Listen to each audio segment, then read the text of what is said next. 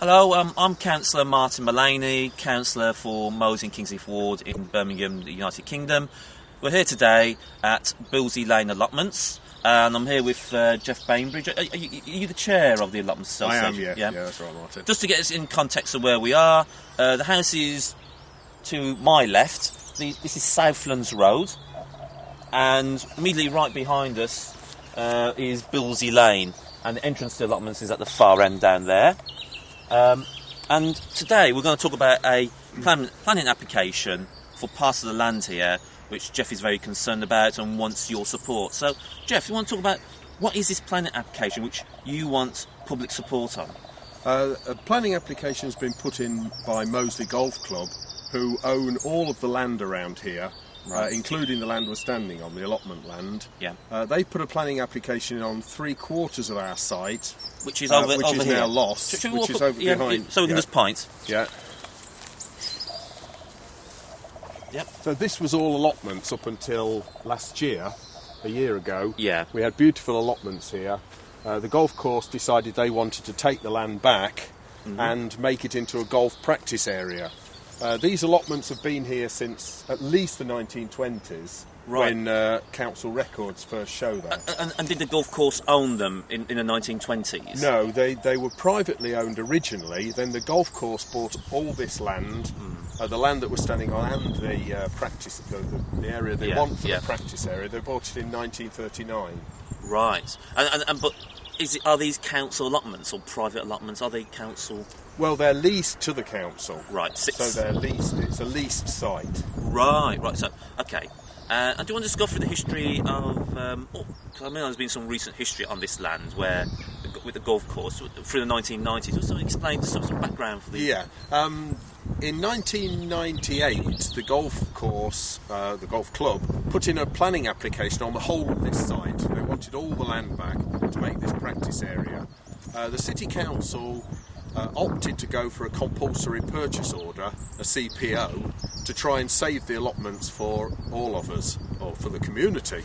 Unfortunately, the CPO failed, but then was found to be flawed, and a judgment at the judicial review set the decision aside. Unfortunately, the council had misled allotment holders by saying that a second CPO wouldn't succeed, when in fact you, of course, Martin... I mean, this is where I've got to be a bit careful, because that's judged... What it was, the council sought advice from our legal counsel. That's right. I've actually seen that advice, and I'm not allowed to tell anyone what that advice was. But what I did do was a freedom of information request, and found an ex-councillor has actually emailed the city quoting from that, and I remember reading bits where they're saying, reading the judgment, it says actually if we went for a second CPO we would actually succeed. We would possibly succeed, yes. We stood a much better chance of succeeding. Yeah. Unfortunately, the city council didn't tell us that. They said we wouldn't succeed. We felt the city council were withdrawing their support from us, and so we accepted this compromise offer that the golf club had put up at the last minute, to keep 1/4 of the land and to lose 3/4 of it. So where we're standing now is the 1/4 of the land, that's right, allotments, and what we're looking at over here is the 3/4. That's right, that's gone back to the golf club. Right. They are now putting in a planning application to try and get this as their golf practice area. Right. And so our site, which was 48 plot holders, has now been reduced to 23 half-size plot holders on here. So we've had to lose quite a lot of plot holders. They've gone off to other sites. I'll tell you what, shall we just have a walk through? I must admit, I've known these allotments for years, and they are really lovely allotments. They're very, very picturesque. Yep. And the other thing I've always liked about these allotments is a great community feel here, because don't you do open days where you invite all the community to look at the allotments? That's right, we've had open days for the last 5 years. We've had a growing number of people who have come to visit us and to have a look round. And following on from that, we now try to open the site every Sunday morning to encourage visitors to come in and see us and see what's going on. So if anyone wants to come down here, and they want to see what's got, have a look around the allotments, maybe help in your campaign, come down on a Sunday morning, what time? Well, at the moment we're opening winter hours 11 till 12, Yeah. but I hope that soon we'll be going into summer 10 till 12. 10 till on a Sunday morning. on a Sunday. Yeah. I mean, have you got? All the plots I can see, are they all fully used here? They are. We've got a waiting list of about 12. Oh, right. So that now we tend to discourage people Yeah. from joining the waiting list, because if they're any lower than 12, they're going to be waiting. Yeah. Probably 5 years for a plot. I mean, we get a turnover, but of course it was the hardcore of allotmenters that came onto this small site, so we're getting a much smaller turnover now.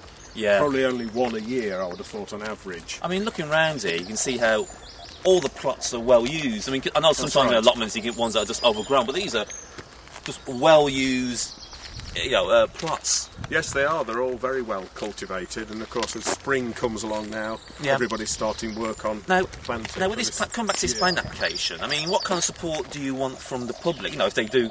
What do you want the public to do? Well, we'd like letters of objection to go into the City Council Planning Department, of course. Yeah, and what I'll do is, on this YouTube video, if viewers look to the right-hand side of the screen, I've got the plan application number and a link to the council, and they can actually object on the internet, actually. Good. So they can do that, but obviously what grounds would you want them to could they object on? Well, this is golf course land, surely, they can tell you to clear off, can't they? I mean, isn't it?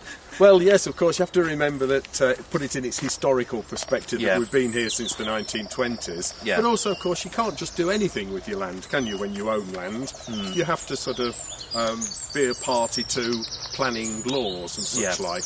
We think that the unitary development policy, which is, of course, Birmingham's sort of planning bible, we think that protects allotments quite well and should be used to protect these allotments. And I guess this is also a community asset, isn't it, as well? Of course, yes. And so people can object. And also, what about planning gain? I mean... Well, of course, if the council, if the council, in their wisdom, decided to grant a planning application for that bottom part of the allotments, we'd like to have some sort of security of tenure on this part of the allotments. Right. We'd like the golf club to perhaps hand over this piece of land to the City Council. Or maybe a 99-year lease or something. Yeah, something like that. That would give us some sort of security. Because you've got to vacate this land by 2018, haven't you? Possibly, yes. The golf club could take it back. That's when the lease expires in 2018. And it's only 11 years away. That's nothing in gardening terms. And we're coming up here now to the Southlands Road entrance. And you've got this, you've got this brick building here, which I think was built during the Second World War, wasn't it? And this is your little house where you all meet on a Sunday. That's right. This was a fire watcher's hut. Right. It was built during the Second World War by one of the local residents, father. We open up. This is our shop. We sell various things, composts. We sell seed potatoes and things at the appropriate times of the year. The thing I like about this is, I think Christmas Eve, just a week before Christmas, you always have like a Christmas get-together. That's right. I know you always invite me and everything. It's absolutely lovely. It's like we're all kind of community spirit, which I like. Everyone getting together. And I just think, I personally think it'd just be sad to see this go, really. Yes, I do. Because that's what makes Mosey so special. It's a great community. Yeah, I like to think that we're at the heart of the community and that we're we are an essential part of the community. We've got mothers with young children, we've got old people, we've got a real mixture in the community. Yeah. We're not like a golf club that's exclusive, it has expensive membership fees. And have you got a lot of younger people coming in now as new members? We have, yes. I should think just about half of our plot holders are women now, really? And quite a few of them are younger women with young families. Right. It does seem to be the growing trend. So not too many flat caps on our side these days. So you got a new generation of people into allotment gardening. Very much so. So just to reiterate, look at the right-hand side of the YouTube video you're watching now. I'll have the plan application number and a link to the council website, and so you can put an objection in if you want, or you might want to support the golf club, or come down here on a Sunday morning, see Jeff and his fellow allotments and see if you can get involved in the campaign. Thank you. Thanks, Martin.